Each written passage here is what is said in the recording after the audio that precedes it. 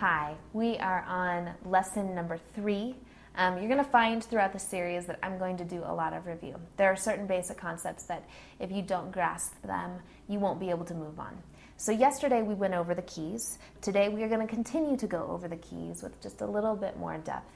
Yesterday we talked about white keys and black keys and their relationship. We're going to review them, and then I'm going to show you how to play a scale, just a basic C major scale. You're going to learn all about scales and the different ones later, but we're going to learn a C major scale today, and we're going to learn a chromatic scale today and how to play them with your fingers so that you can play them efficiently as you're practicing and as you're reminding yourself about each key.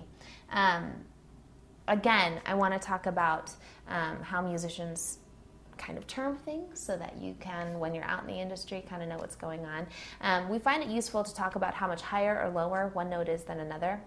And this distance between the two pitches is called the interval between them. So in Western music, the small interval from one note to the next note or higher note is a half step. Again, from C to the black key right next to C is a half step. This is a C sharp or D flat.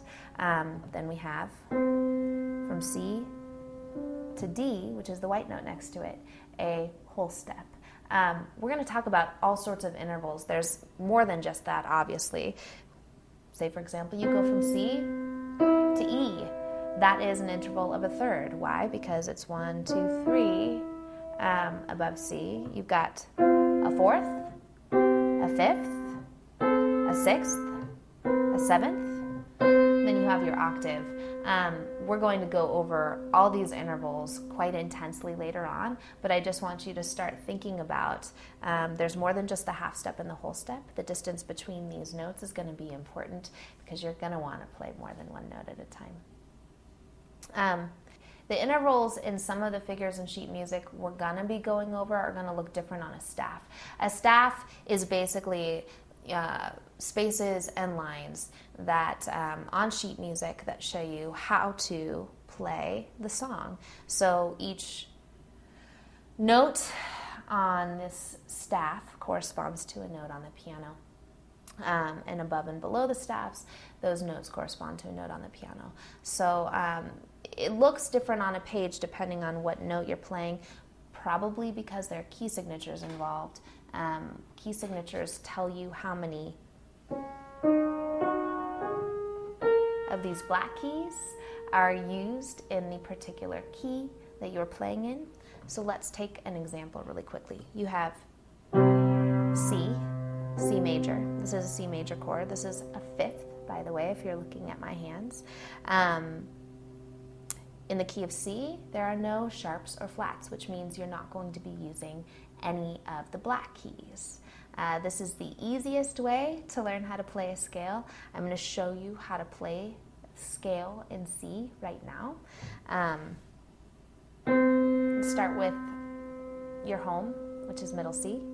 You're going to use your second finger here on D, move up.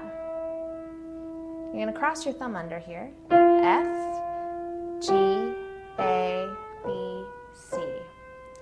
Going back down, C, B, A, G, F. You're going to cross your third finger over, E, D, C. Again, so if you're going up the scale, and it depends on how far you're going to go and in what key you're in, you're going to be crossing your thumb underneath your third finger or your thumb underneath your fourth finger. And coming back down, you're going to be crossing your third finger over your thumb or your fourth finger over your thumb, depending on what you're doing. So, for example, again, in the key of C, C major scale, C, D, E, cross your thumb under to F, G, A, B, C, B, A, G, F, cross your third finger over, E, D, C. Again, as a reminder, we are in the key of C. This is a C major scale. We are not using any sharps or flats, which means we are not using any of the black keys. We will show you later what that looks like on a staff. Now let's do the left hand. It's always important, especially when starting to learn a piece of music, especially at the beginning, do both hands separately first. You're engaging both sides of your brain when you're using both hands at once. It can be very, very difficult, and it's a skill that most pianists have to work on and work on and work on and work on. So whenever I'm learning a new piece of music or thinking about music, I often do both hands separately and then try to put them together. We're going to do the left hand now. We're going to do a C major scale. We're going to start 1 octave below middle C, which is home. 1 octave below is 8 steps below middle C, which brings you back to another C, just a lower tone. Here we go. C, D, E, F, G. Cross your third finger over since you're going up. A, B, C. You're going back down now, so you're going to be crossing your thumb underneath. C, B, A. Cross your thumb underneath to G. G, F, E, D, C. It's really pretty basic and simple. If you put both hands together, the only difference is your third finger is going to be crossing over when your thumb on your right hand is crossing under. And the opposite, when you're going down the scale, your right hand will be crossing the third finger over while your left hand is crossing the thumb under. So here we go.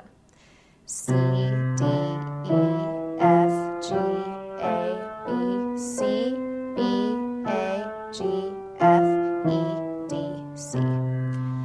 Fingering isn't always important, but if you learn how to do fingering correctly with crossing fingers over and under at the right times, it can actually make playing the piano a little easier. So we'll go over that a little bit. It's not necessary in order to play scales or chords, but it can help you. It can make things easier in the long run.